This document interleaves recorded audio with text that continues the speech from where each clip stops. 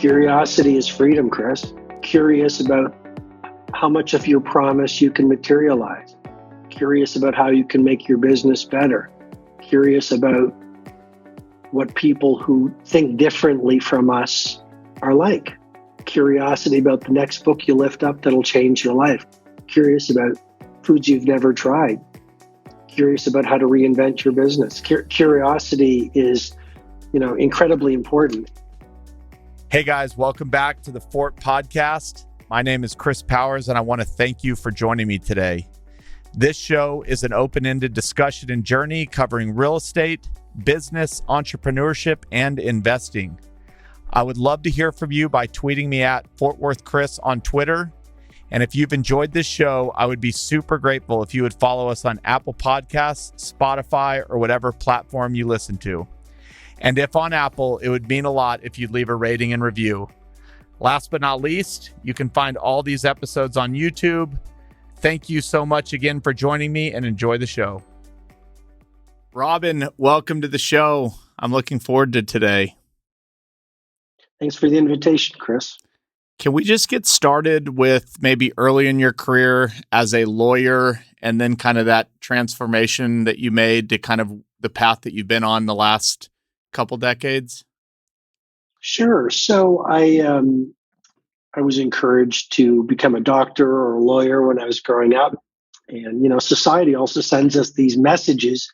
If you do these things, you're going to get these results. And success was, to me, in many ways, success was about getting a great education and then going into one of these professions. And if I did so, I would wake up and I would be feeling amazing and life would be perfect. The reality for me is I felt a lot of angst. It's a great word, angst. You really, I'd wake up every morning. It's like I was going through the paces. I felt very empty. I was very successful on the outside, but I felt very unfulfilled within. So I went on sort of a personal odyssey, and I started exploring, how can I be happier? How can I have more energy? How do many of the world's most successful people do it, which I started reading about. I started experimenting with all sorts of different modalities, from meditation to acupuncture to working with spiritual healers to just talking to people who seemed like they had their lives in fine order. And over about 3 years, I made a profound transformation, learned a lot of great ideas, reworked my life in many ways, self-published a book called The Monk Who Sold His Ferrari in a 24-hour copy shop. My mother was my editor. My father helped me sell it at social clubs. And that book just took off and led me down this path I never expected. Taking like a step into that angst and that unfulfilled, how did you know you were unfulfilled? Was it that you weren't making enough money, that you weren't happy going to work, that you were having trouble with relationships, all the above? What was that feeling like? Well, I would say every one of us knows, if we're open to it, every one of us knows when we're not fulfilled. Yeah. I mean, what a lot of us do is we escape into our minds. And there are parts of the Everyday Hero Manifesto that are quite contrarian, where I say, the path to elite performance and the path to true positive thinking isn't in the mind. It's doing the work in what I call the heart set. Right. So I think if we are not escaping our bodies, and if we haven't numbed out to how we feel, and we're paying attention to what's going on, a lot of us know exactly what unfulfilled feels like. Yep. Do you think it's harder today to get out of your mind with the iPhones and the Androids and the tablets and all of the in your face, maybe, than it was kind of pre all of this technology? Or how do you think about it from that perspective? I think what happens to us, we're born into perfection, and then we get resigned into some forms of mediocrity as human beings. There's the reality is, from the moment we're born as possibilitarians. We're born into exceptionality. We're born with awe and wonder. Our native state is high energy and curiosity. Our native state is openness. Our native state is faithfulness in our talents. And then what starts to happen, I believe, is we get programmed. We get programmed from our early caregivers. We get programmed by the media. We get programmed by our teachers. We get programmed by our peers. I have an acronym PENM, parents, environment, nation, associations, M, media. So intellectually, we get programmed. And then emotionally, we experience either macro or micro trauma. There's a chapter in the book, Trauma is a Teacher, and trauma is not a dirty word. But you don't get invited to someone's party, trauma. Don't get picked for the basketball team, trauma. Don't get an A on your math class, trauma. Tell your mother or father or best friend, I want to be an astronaut. They laugh at you, humiliate you, trauma. Or you experience major trauma, accident, loss, illness, bankruptcy. And so we go through the very nature of life means we're going to be at the top of the mountain, but we're also going to be hurt. So through that negative programming and through the micro and macro trauma, we build almost a wall that blocks us from intimacy with our gifts and our talents. Then we wake up and Chris, we're like 25, 35, 55, 75, and we think that we see the world as it is, but the reality is we see the world as we are, and we've forgotten who we truly are. So that's a long way of saying, I think, yes, technology has created incredible amounts of distraction where we're not present to the moment. Having said that, life itself has created a situation where we escape the pain of potential unfulfilled. Our society tells us don't really feel those feelings, be a positive thinker. And then we go out in the world and wonder why we don't have any joy, why we don't have empathy, why we're not as productive as we want, and why we really don't know ourselves. And what you just described, all of that trauma, especially if you're a child, it's almost inevitable. I mean, you can't control what your parents are how they're going to parent you, or what you're going to hear. You can't control these macro events. So it's fair to say that trauma is almost inevitable. And for some people, they get more of it than others. Absolutely. I think we all experience trauma in the human condition.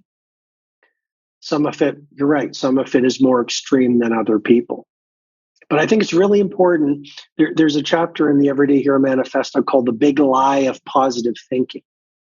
And I love positive thinking books. I'm a huge fan of the original, one of the classics, The Power of Positive Thinking by Dr. Norman Vincent Peale. The only thing is, when I was going through, let's say, a difficult time in my life, I would do what the positive thinkers say, which is, okay, you're going through a difficulty. Look for the positives. Count your blessings. Know that this too shall pass. But that discounted the way I was feeling. If you're having a difficult day, a difficult week, difficult decade, difficult experience, to just gratitude your way out of the situation denies the pain or the shame or the guilt or the anger, those human emotions that must be felt. Because to release a feeling, you must feel the feeling. Right. To heal a wound, you must process through the wound. And if we do it, we can move through that. But the main point is a lot of us want to be more creative. We want to be more productive. We want to be better performers. We read all the books. Why don't we change? A big reason is because of those invisible, suppressed emotions we've picked up through life's traumas that we've stuffed inside of us that creates war. We've got prefrontal cortex telling us we want to change the world and be elite performers and handcraft world-class lives. And then we've got the limbic system, the amygdala, at war with us, and we never get to become the people we want to be. Go a little further on that. So when you talk about feeling those feelings, so maybe it's like rejection at work, or you didn't get a deal, or you didn't get promoted, or whatever it may be. What do you mean by feeling those feelings? Like, okay, I recognize that I'm upset. Then what? I would say, Chris, I recognize that I'm upset is an intellectual exercise. Right? Like, I recognize I'm upset. That's the intellectual part of it. To feel how you feel it. I think if someone's intimate with their feelings, if they're open to their feelings, you know exactly how it feels to be upset. You know exactly how it feels to feel sad. You know exactly how it feels to be guilty. Society has not taught us as leaders, entrepreneurs, A players. I mean, the Everyday Hero Manifesto, it's very much an instruction manual for exponential productivity and handcrafting a world-class life. But I also get into a lot of unorthodox ideas. Like everyone's talking about mindset is everything. I don't think mindset is everything. Mindset is important because your performance reflects your beliefs. But there's also what I talk about in the book, heart set, your emotions, health set, your health, soul set, your spirituality. So to answer your question head on, when we go through life, we're human beings. We're not just mindset and psychology. We're heart set and our emotionality. And if we can learn how to process through the lower emotions, then we don't build them up. And we stay, relatively pure in our emotionality. That's what gives you greater creativity, more energy, more productivity, more empathy, the ability to create a better life. Why do you think this has been something that you've taken head on, and it's fascinating, but that the majority of what you read out there is all about what you said, that positive mindset, or just use your mind and you'll get over it? Why is that the easy path? Well, I think we live in a scientific, mathematically based world, and I'm not talking about anything about the pandemic or the plague. I'm just saying globally where our civilization is at. It's all science. It's all mathematics. It's all in many ways we live in our heads. Everything is an intellectualization. But the Sistine Chapel ceiling was created by a man who was in his heart.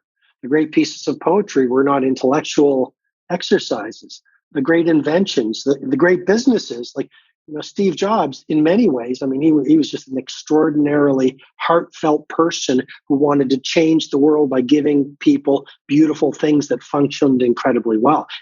Steve Jobs was an artist much more than a business person. So I think the world has taught us to intellectualize everything. The world has taught us that mindset is everything. But I believe, and this is a big through line through the book, instinct is so much more powerful than intellect. Intellect is the sum of ideas that the world has currently taught us are true. Mm-hmm. But how many times in history have ideas that were thought to be truths were actually found to be outdated, and there were new ideas? Right. I don't know if I made that clear, but yeah. Instinct is more powerful than our intellect. All right. Well, I want to spend some time. You've gotten to work with some of the most renowned leaders in the world. And I kind of want to deconstruct what makes them. And we can start with, and this relates to your book, 5 a.m. Club, how we start our day, and then the characteristics that make up these great leaders. But then I also want to talk about what are the biggest leaders in the world plagued by? Where are their challenges come from? Because clearly, if they're working with you, there's things they need to work on. And so I kind of want to deconstruct what an amazing leader looks like in your eyes. I know they come in all shapes and forms. So, maybe let's just start with the beginning of the day. So, yes, I wrote a book a few years ago called The 5 a.m. Club. One of the underlying philosophies is the Spartan credo. Sweat more in training and you'll bleed less in war. And in many ways, we're in a war right now. We're in a war against the plague. We're in a war against negativity. We're in a war against distraction. We're in a war against apathy. We're in a war against average. So starting your day, the way you begin your day dramatically sets up the way your day unfolds. And what too many good souls do, it's not judgment, just reporting, but they wake up and they check their email. They wake up and they check their social media feeds. They wake up and they watch the news. They wake up and they distract themselves in so many different ways. What I teach in that book is, University College London teaches us it takes 66 days of practicing a new skill until you reach a point of automaticity. And the automaticity point, Chris, is the point at which it's easier to do the new skill than not to do the new skill. So what I'm evangelizing is you get up at 5 a.m. for 66 days approximately. Mm-hmm. And through the power of the human gift of neuroplasticity, which is the ability of the brain to grow and to adapt, you will be able to get up at 5 a.m. easily and automatically. Then what do? Well, there's a formula in that book, the 5 a.m. Club, 20-20-20, the 20-20-20 formula. First 20 minutes, you exercise. Exercise is incredibly powerful. By doing sweaty exercise first thing in the morning, you release BDNF, brain-derived neurotrophic factor, which John Rady at Harvard calls miracle grow for the brain. BDNF actually promotes neurogenesis, the creation of new brain cells. BDNF speeds your processing ability. BDNF repairs brain cells that have been damaged by stress. Exercising during that first 20-minute pocket that I call move in the book releases dopamine. We all know now it's the inspirational neurotransmitter. Releases norepinephrine, which promotes focus. That's why after a workout, you're much more focused. It releases endorphins and serotonin, the feel-good neurotransmitter. Reduces cortisol, the fear hormone. Now it's 5:20. You've dramatically changed your brain's chemistry, the way you're feeling. Next 20 minutes of the 20-20-20 formula, 5:20 to 5:40. It's about reflection. A lot of us are very busy in our lives, but let us not confuse busy with effectiveness. Let us not confuse movement with productivity. So 20 minutes from 5:20 to 5:40, pray, read, study, keep a journal, sit in silence and solitude. I mean, imagine just being much more reflective as you go through the day. So you live the day on your terms, on your values, under what you want, how you want to live. Then the final pocket, 5:40 to 6, is all about grow. And when you ask me about the most successful people in the world, these people are monomaniacally curious. These people, you say, I read this book last week. They pull out their phone when you get up to go to the restroom and they order the book. These people understand that education is inoculation against disruption, and the leader who learns the most wins. So final 20 minutes of the 20-20-20 5 a.m. Club formula is grow. You review your battle notes, you read Marcus Aurelius's meditation, you watch, for example, your podcast, you listen to an online course, you do something for 20 minutes to develop your knowledge base. So when you go out in the marketplace as a business person, you deliver more value, but you can also do something that will allow you to develop more self-knowledge. So that is the 5 a.m. Club morning routine, the 20-20-20 formula. I'm going to ask probably an obvious question to this, and we'll talk about health a little bit. What does drinking do when you've been drinking the night before to that 20-20-20 opportunity? Well, I think it's actually not an obvious question. It's a very intelligent question. Okay.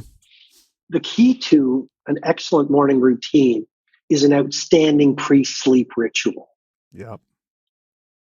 So now, if you're saying, you'd like to have some wine and the next, is that wrong? Like you live, or any of your listeners and viewers from around the world, do what feels right for you. I'm not here to tell anyone what they need to do.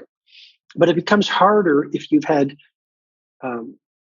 more than just a glass of wine. I think it gets harder to wake up early in the morning. Mm-hmm. If someone says, well, that's a part of my lifestyle and I find great value in it, it brings joy, then I totally hear them. And I would say maybe you do the 5 a.m. Club method 5 times a week, and then you have your whatever nights. Okay. The second on that was the curiosity part. Can you teach curiosity, or is that something that you're born with? Well, I remember once being in a airport with this little kid, and I'm not judging. Again, we all make our mistakes. I sure have. I saw a little kid asking his dad, but Daddy this and Daddy that. And the father said, why do you ask so many questions? And my fear is in that moment, the little kid never asked another question. So I deeply believe we are born curious. Like I know you mentioned where you live. If you want to do it, go out to a park, whatever, and just watch some kids with their parents. The kids are having fun, and watch the kids. And I guarantee you, the kids are in flow state, to use the term of Mihai Csikszentmihalyi, University of Chicago, and they're asking questions.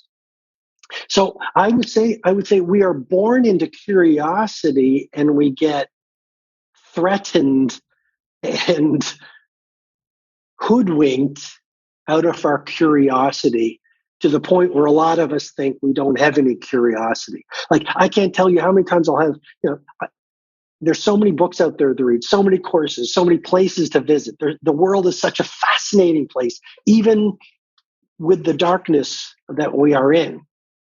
And yet you say to someone, oh, I just read this book that I love. And a lot of people really will go, oh, yeah. And it's not that they're not good people, and it's not that they don't have curiosity. I think it's just been numbed down inside of them. Yeah, it seems like now, there's I don't know if it's cultures, and even with the media today, a lot of what the world is telling us is not to be curious. It's to believe what you are told in a lot of ways, and that's what you believe. I'm not speaking just about what we're in right now, but it seems to be with, there's countries that do it to people that are curious. That's an interesting thought. Curiosity is a superpower, and it doesn't seem to be at the top of mind for a lot of the big institutions around the world right now. Well, I'd say curiosity is freedom, Chris. Yep. Curious about how much of your promise you can materialize. Curious about how you can make your business better. Curious about what people who think differently from us are like.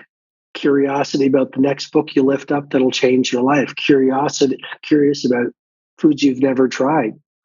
Curious about how to reinvent your business. Curiosity is, incredibly important. And you asked about the people I've mentored. There's one chapter in the Everyday Hero Manifesto that I think could bring a lot of value to your people. It's the 13 hidden traits of the billionaires I've advised. And if you want, I can go through a few of those. Let's do it. Would that be helpful? That would be great. All right. So the first is trait number one of the billionaires I've advised: a foolhardy degree of self-faith. It is stunning. See, every visionary is originally ridiculed before they are revered. The very nature of a disruptive idea that will dominate a domain and change the market and change the world means when you first tell it to people, they call you crazy. So somehow these billionaires, these industry titans, these world changers, they have what I've described as trait one, a foolhardy degree of self-faith.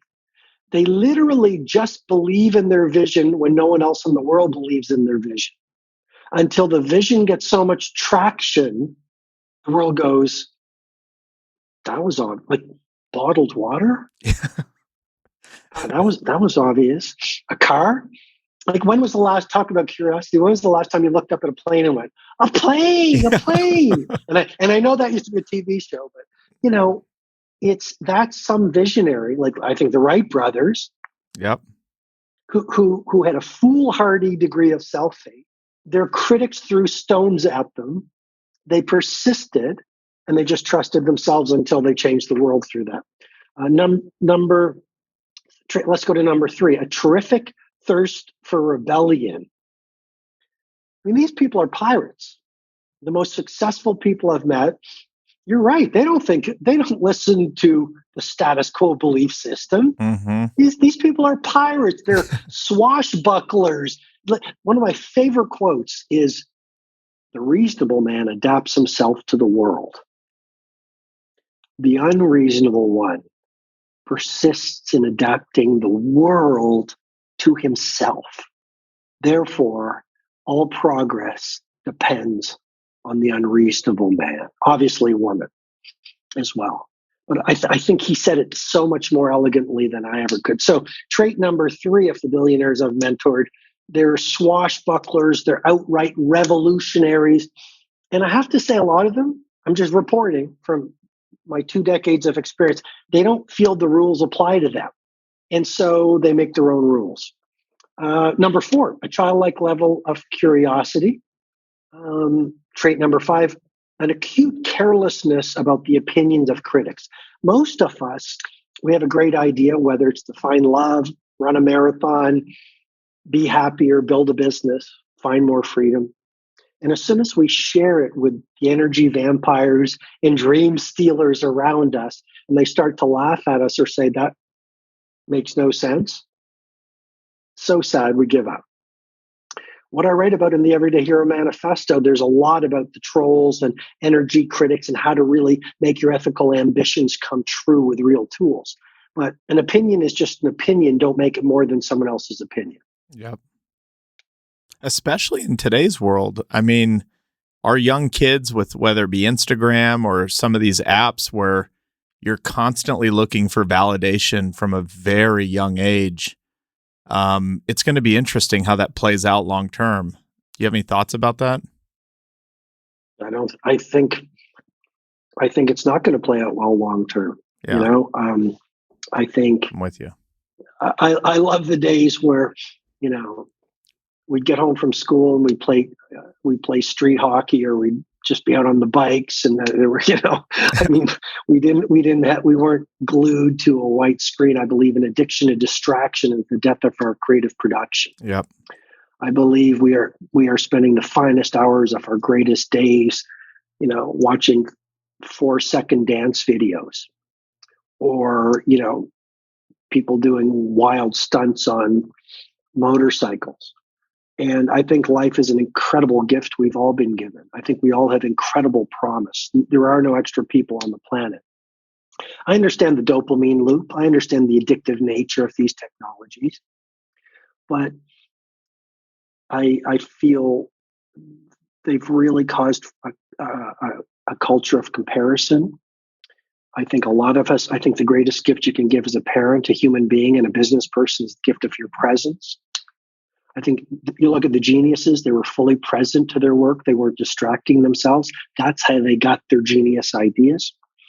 And I think there's just people are spending to state the obvious, people are spending so much time, and really smart people have figured out how to get people's attention.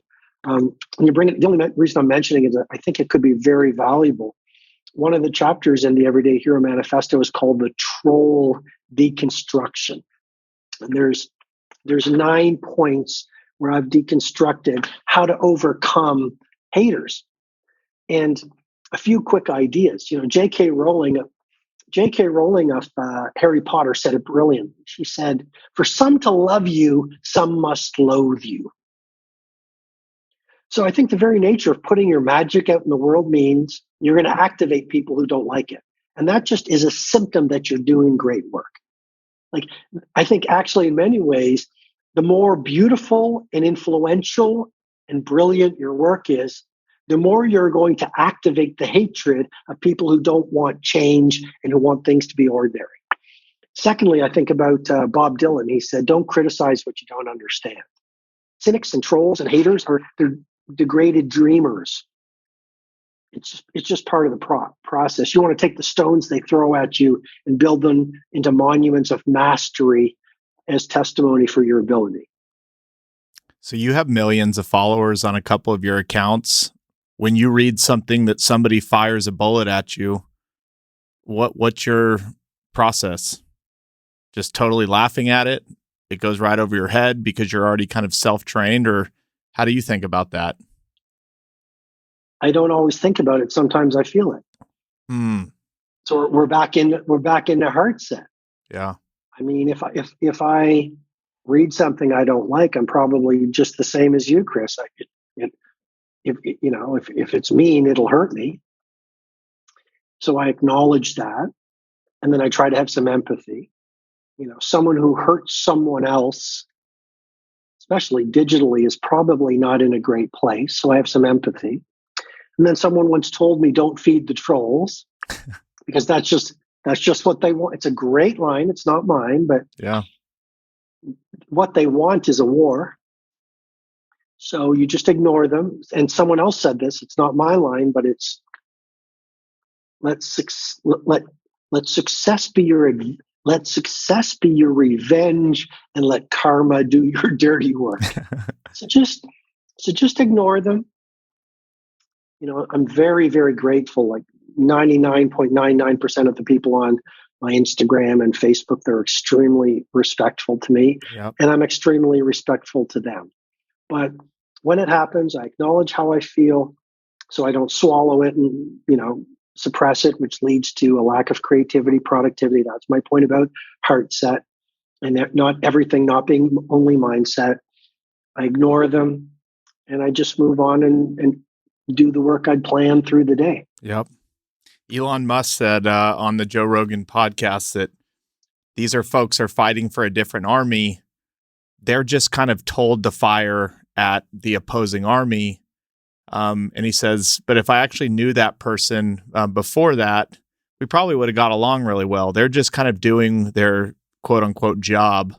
And that's why he doesn't worry about, when he tweets something to 70 million people, some of the reactions he's going to get. I thought it was brilliant. I also think potential unexpressed turns to pain. And I think if we haven't, and this is not a judgment again, but if we haven't lived our potential, if we haven't become the people we're meant to be, then a deep part of us is suffering. Because I believe one of the deepest of all human instincts is the instinct to fulfill our promise and to express our gifts and our talents. I mean, I think true everyday heroism, I think true success has nothing to do with money, fame, and fortune. I think true success is you are in the process of becoming the human being that you're designed to be. And I think if you fall into the snares of distraction, playing with your phone too much, constantly binge watching on these amazing TV shows that are out there. I just discovered Succession the other day, and it was just like incredible. And, again, I'm not against entertainment. It's too much entertainment at the price of education and growth and delivering value in your business and being with your family and experiencing the beauties of life. But I think if you don't live your promise, then you're going to fall into pain. And a lot of people are not intimate with that hidden pain, if this is making sense. Yeah. And so because they don't have the awareness to work through that pain and acknowledge, I'm suffering here because I've betrayed my genius. Instead, what they do is there is this pain and they feel a bit of pleasure knocking another person down. Yep. I believe it is a dopamine hit. I believe there is neurochemistry for a moment. You do that thing, it gives you that instant happiness to send that message, which to knock you down a peg, but it actually knocks them down a peg because the conscience of a human being watches everything that we do. Yep. It's a lot of pride. You've talked to some of the largest men and women on the planet, and we've talked about some of the traits that we would probably commend them for, but they're coming to see you sometimes for a reason. What are some reasons why the people that we see as larger than life are actually, vulnerable, and what brings them down? What do they need to work on? A brilliant question. Many of the, let's call them world changers that I mentor, suffer from imposter syndrome. The world sees them as these celebrity entrepreneurs and billionaires and sports heroes, but they suffer from undeservability. They actually don't feel they deserve it, and they don't feel they're being true to themselves. A lot of the super rich, money is all they have. In the Everyday Hero Manifesto, there's a model, the 8 forms of wealth. Money is only one. Our world pretty much sells us, you're successful if you have a lot of money. I believe money is one form of the 8 forms of wealth. The others include family, service, adventure, etc. So these people, they've accumulated a lot of money, massive amounts of money. They've lost their family along the way. They've picked up addictions. They're so troubled within that they can't enjoy their jets and their yachts and their mansions. So that would be a second reason why they come to me. Third reason they come to me is to scale their fortunes, to help them build better companies, and make even more money. Fourth reason they come to me is for, I believe in spirituality as well as productivity. So I have a model in the book called the 4 interior empires. The first is mindset. I don't want to suggest mindset's not important. It's incredibly important. Positive, calibrated, elite performers mindset. But that's 25% of the personal mastery equation. Then there's heart set, which we've talked about, a pristine emotional inner life, which is actually one of the great gateways into productivity and elite performance. We don't hear that connection very often. Third interior empire is health set. That's all about vitality, energy, longevity, lots of ideas in the book on that.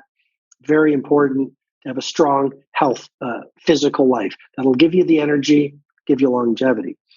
And yet, Chris, the fourth interior empire is what I call soul set: mindset, heart set, health set, and soul set.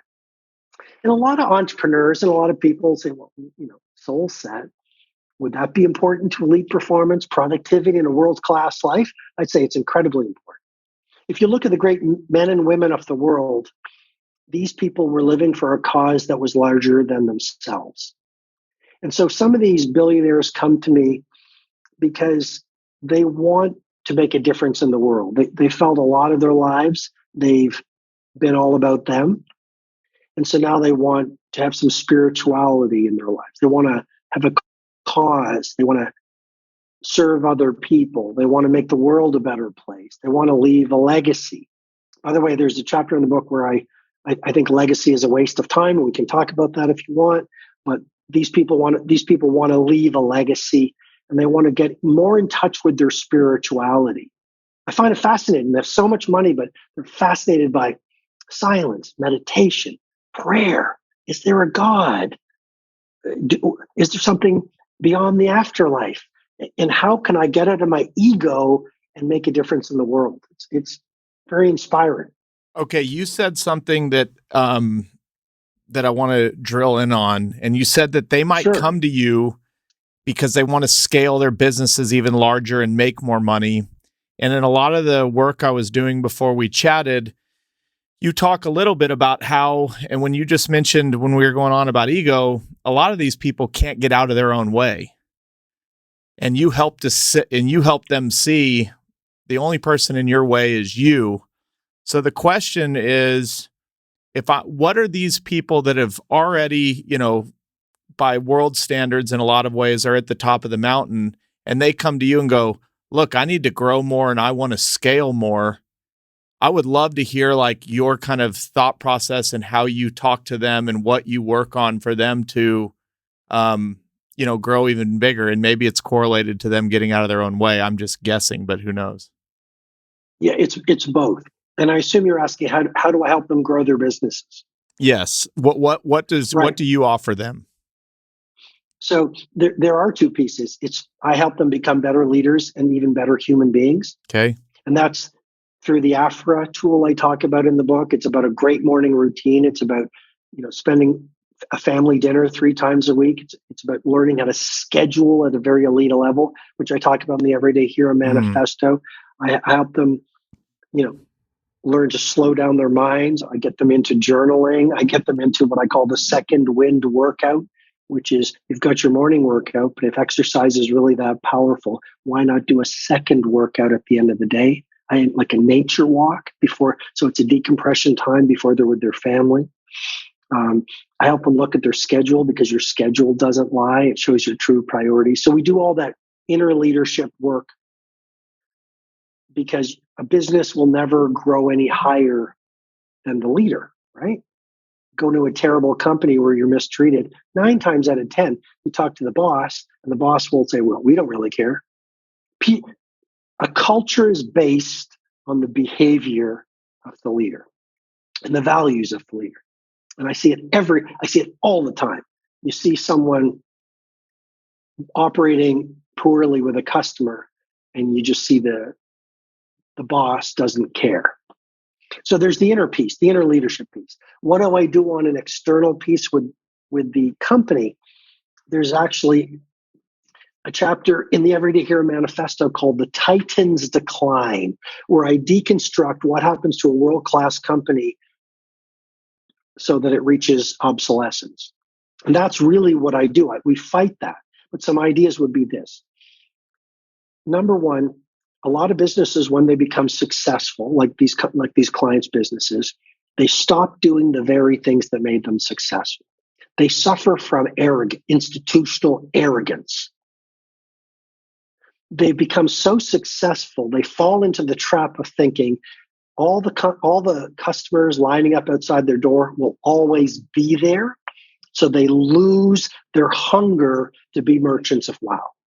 So I look at, is there institutional arrogance? I look at customer service. I mean, your frontline people know how the population perceives your business and your brand. But some of these people in the ivory tower have lost sight of that. I'd look at the corporate values. I'd look at the products. We live in a world where most products are mediocre. When was the last time you consumed a product that was like Sistine Chapel ceiling level quality? When was the last time you tried something? I listened to an interview with about someone who worked with Steve Jobs, and he said Steve Jobs called the founder of IDEO, the product invention company. Steve Jobs called him at 2:00 in the morning and said, those 3 screws in the back of the iPhone prototype? Steve Jobs said, it just doesn't feel right that there's 3. We should make them 2. And the person on the other end of the line said, you're talking about the inside of the phone. No one's going to see it. He goes, no, it's got to be perfect.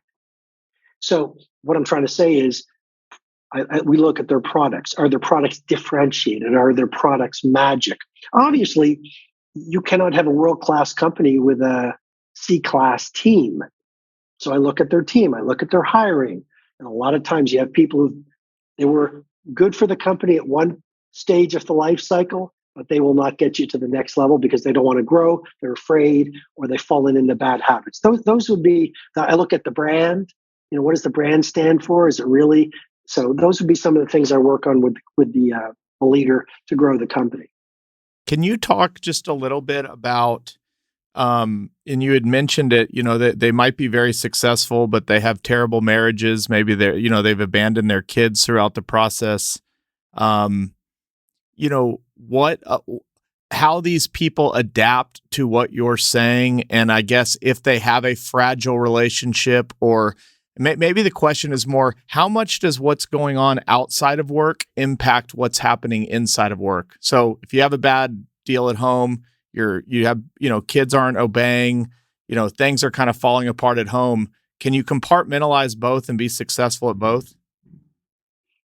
Well, the first thing I'd say is, I don't want to generalize. Some of these people have amazing family lives and they're healthy and they're multi-billionaires or titans of industry and movement makers.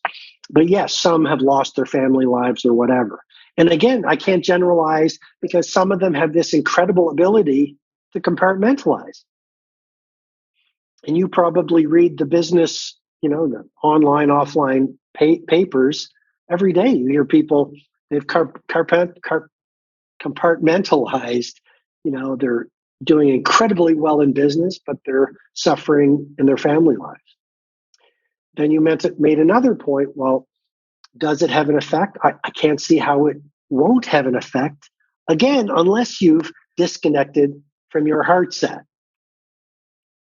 So let's say you've numbed out, you have no emotions, you're like an automaton, you're like a cyber zombie. Well, everything's an intellectualization, you're amazing in business. Yes, then I think you could compartmentalize having a very messy home life. But I think someone who is fully human would take what's going on at home and it would affect us at work. And I think a lot of people listening would agree that even if you have a fight with your significant other or you're having a child who's in trouble, it dramatically affects your creativity, productivity, performance, and happiness at work. All right, I'm going to loop back to what you just talked about. Legacy is a waste of time. Yes. Boom, baby. Let's hear it. Well, we're hearing a lot about legacy, right? A lot of people saying, leave a great legacy. It makes me think what Joseph Campbell said. He said, to live in the hearts of those we leave behind is not to die. And Chris, I used to believe in legacy. As a matter of fact, I wrote a book 20 years ago called Who Will Cry When You Die? It was all about leaving a legacy. Now, I believe legacy is a game of the ego.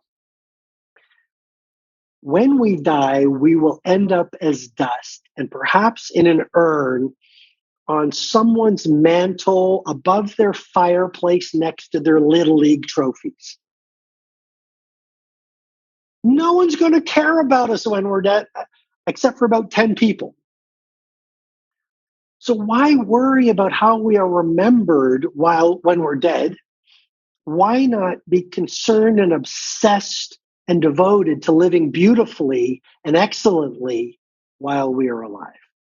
I think this whole idea of legacy, one of my favorite books is Meditations by Marcus Aurelius, and he talks about the tongues of posterity. May we not be worried about the tongues of posterity. Let's just get busy living each day creatively, productively, excellently, ethically, soulfully.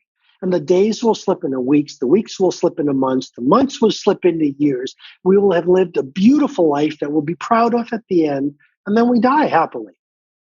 What I'm hearing, it's almost like by doing that, you might actually, a byproduct might actually be a great legacy, but the people that are doing that aren't worried about creating the legacy. Absolutely correct. If you want to make money, stop thinking about money and start serving people beautifully. If you want to leave an amazing legacy, stop thinking about legacy. Live in, your day, because your day is your life in miniature. Live amazing days that are creative, productive, and soulful and meaningful, and leave people better than you find them. Do that with consistency until through practice you hardwire an interior infrastructure and way of being that you just live like this automatically. And do it daily. And like I say, the days become weeks, months, years, decades. And then you have 50,000 people like Joey Dunlop, the Northern Ireland motorcycle racer. 50,000 people showed up at his funeral to honor him. But I don't think he was thinking about a legacy. He was just doing good. I'm just going to assume, I've got a couple more points, but I'm just taking from what I've taken from today. What you've described is very much and I mean this in the best way possible, the anti-hustle culture. A lot of what we've been preached on the last 20 years is work late, never stop working, download this app, that app. I've suffered from it. What is kind of your first, I don't know, for the everyday guy that's listening or gal that's listening, how do we start to unwind that? Like literally with maybe starting with our cell phone, like what are some practices to kind of try and retreat from that? Well, I'm smiling because the Everyday Hero Manifesto, it's very much about productivity. It's very much about world class, but it's so contrarian because it's exactly what you said. I even say in the book, it's like, it's not hustle and grind. It's not legacy. It's not, if you're not doing something big, Chris, and changing the world, there's, like I did a podcast recently and it's like, how can we do something big? Well, why do you have to do something big? What about the baker who gets up at 4 a.m, does his or her baking, has a nice little business, goes home to their family and gives back to their community? What about the taxi driver who drives the Uber or taxi? Car is flawless. They do their work with dignity. They go home to their family. So it is a book about success and real success. I'm not talking about like pie in the sky, like real success. But I think a lot of, like, for example, hustle and grind, it doesn't work. It's not only that I don't agree with it. The most productive people do not work in a linear hustle and grind 24/7 way. that way of working comes from the factory age, when if we worked longer on the factory, we'd produce more goods. We live in a completely different era. What the science says, in the work of the Energy Project should be acknowledged, is the best performers work in pulses of intense work and then recovery. And that's why in the book I talk about the 5 great hours rule. Work 5 intense hours a day, not with your phone, not with distractions, not chit chat. It takes most people 2 weeks to do 5 hours of real work. And imagine if you only work 5 hours, 5 days a week, you've got the rest of the day off. Yeah, so I don't believe in hustle and grind. And the science says that's not the best way to be productive. I don't believe that mindset is everything. I believe heart set, health set, and soul set complete the equation. I don't believe in legacy. I believe in things like doing amazing work, but having a great family. Where do you start? Transformation begins with awareness. And you were suggesting something like, but sometimes I follow this philosophy about hustle and grind and I don't feel good. One of the chapters in the Everyday Hero Manifesto, it's okay not to feel okay. That's where I'd start. It's okay not to feel okay. Second place I'd start is, how about honoring yourself versus feeling you're broken for not being a billionaire or someone with millions of people on a media platform? Like, everyone has value.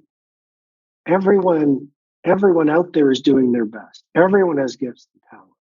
Everyone has a beating heart. Everyone has hopes and dreams and demons and darkness. And I think, where do you start? You start by saying, you start where you're planted, and you make it okay to have lived a life, and you celebrate your past as something that was necessary to make you who you are right now. And you honor it, and you say, like, I wouldn't be myself but for my scars. And so you wear them as medals of valor on a life colorfully lived. And then you learn the philosophies and the tools and the tactics that science and wisdom have shown us work. Great morning routine, great work schedules, learning how to plan, eating well, biohacking, etc. Great pre-sleep ritual, learning how to communicate. You'll learn those skills that most people haven't been taught. In today's world, work from home it's been 2 years of work from home for a lot of people.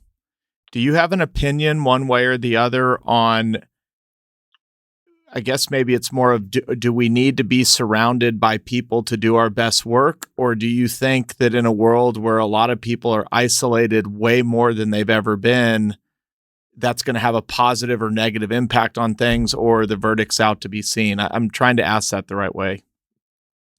Yeah, I hear you. And I think the most honest thing I could say is there's no easy answer. For example, I'm an artist. I'm in the creative field. I've been working at home for 25 years plus. I'd go to the office, hardly ever, because when I'm at home and my family's off doing their thing, or I'm in my work lab at home, I go into flow state. And that's when I get my best ideas. And sometimes 10 hours go by in 1 hour. So I have to be alone. I do my best work in my work labs, on airplanes, and in hotel rooms. So I love working alone, but that's just because of the nature of what I do. And also I'm an introvert at heart. Extroverts are people who, when they're with other people, they get energy. So I think they would need people. I think a lot of people need a team around them to be fueled and fired up. So I think, that's probably very hard for people at working at home. I also think we've been at working at home to an extreme where many people can't leave their home. So that's very, very hard and creating a lot of suffering on people. And so, inelegantly, I would say the answer is probably, it depends on you, it depends on your work. And the answer is also probably somewhere in the middle. Yep. All right. 3 personal, and then we'll bring it home. Do you have a childhood experience that you remember that shaped maybe the direction that your life went? Yes, I absolutely do. It would have been grade 5. And I had a teacher. I really wasn't very believed in a lot of my life. I didn't really fit in. I sort of marched to a different drummer. And this woman right here, that's 80. Her name is Cora Greenaway. She's 80. She's 101 at the time that picture was taken. And she believed in me when very few people believed in me. And she took it on herself to champion me. And for that whole year of history, grade 5, just like sort of saw something in me I'd never seen. And I think that was like all it takes is one person to shine a light on your gifts and talents to change the rest of your direction. And that was one of the experiences. I've had great parents as well, but that was one of the great experiences that definitely changed the orientation of my life. Okay, then I'll piggyback on that. I have a 5-year-old. I have an about to be 3-year-old, and I'm having a child later this summer. And great. Thank you.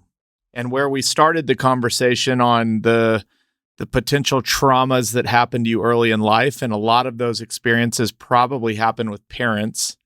And I'm assuming you've been asked this before, but if you could give me or any young parents listening, like something they can do as parents early on in child's lives for the better, what would you say? I'm so grateful you've asked that question, and it's a very wise question. So a few things I did right. One of them is every night before the kids went to sleep, I've got 2 children, Colby and Bianca. Colby's 27, Bianca's 25, and your kids are going to be there before you know it. You've heard that. So before they'd go to sleep, I had a ritual, and I'd read them a story or we'd talk, and then I would say 3 things. And I don't know if I can remember the 3 statements, but first of all, it was a practice of offering 3 statements. So there's a good tool to program them in the best possible way. But it was something like, remember, you can do anything you want to do. Then there was a second one, and the third one was, remember, Daddy loves you. And I said that to them every night for many years. It was, you can do anything you want to do. Yeah, sorry, I can't remember the second one. Remember, Daddy loves you. So that was one of the it was that ritual. Secondly, we watched expenses, but there was never a limit on going to the bookstore together and buying books. And it was a great Saturday morning ritual. I was a single father. I'd go to the bookstore. We'd walk away with bags of books, and we'd read all weekend. Thirdly, traveling. I took my kids, they were 6 and 4, and I took them to see Michelangelo's David. I took them to the Louvre, see the Mona Lisa, and people go, "Oh, they're so young, like 6 and 4." It influences them. It shapes them. We ate beautiful pasta in Italy. So travel with your kids. And the final thing I'd say on it, I learned this from Jackie Kennedy. She was basically, she didn't see herself only as a parent to her children. She saw them as a developer. And I'm not my children's friends, even though we're very close, but set clear boundaries. Yeah. You're their I'm not saying you, but like, we are their parents, not their friends. Yep. And so setting clear boundaries and developing them by taking them to art galleries, reading them great books, teaching them about great food, develops them and really shapes them. I love it. I wrote down the 3 statements. I'm going to try and put that into practice. All right, Robin, if folks want to get in touch with you or read your latest book, which I'm looking forward to finish reading. I've started it. I've not finished. How can they get in touch with you? Sure. The Everyday Hero Manifesto is in bookstores around the world. I think it's rolling out in about 34 countries already. It's one of the best-selling books in the world right now. So you can get it in your bookstore. People are loving the audiobook. Get that at Audible. People are also ordering it on Amazon. And I'd love to mention a portion of my royalties goes to help children suffering from leprosy, which is a very big cause for me. I'm on Instagram at Robin Sharma. I'm on YouTube. The Mastery Sessions is my podcast. They can just search Robin Sharma. I've got hundreds of high content videos. And the mothership is robinsharma.com. That's where I put out videos every week, blog posts, really robust information on productivity, leadership, spirituality, happiness, and living a life that matters. Robin, thank you so much for your time today. This was more than I could ask for. I really appreciate it. Thanks for the invitation. I really enjoyed it, Chris. All right. Good luck with those kids. Thank you very much. We'll talk to you soon. Hey everyone, it's Chris here again. Thank you so much for joining me on this journey. If you enjoyed the show, please follow the show on Apple, Spotify, or subscribe on YouTube. Thanks again, and I'll see you on the next episode. Chris Powers is the founder and chairman of Fort Capital LP. All opinions from Chris and guests of the Fort podcast are solely their own and do not reflect the opinions of Fort Capital LP.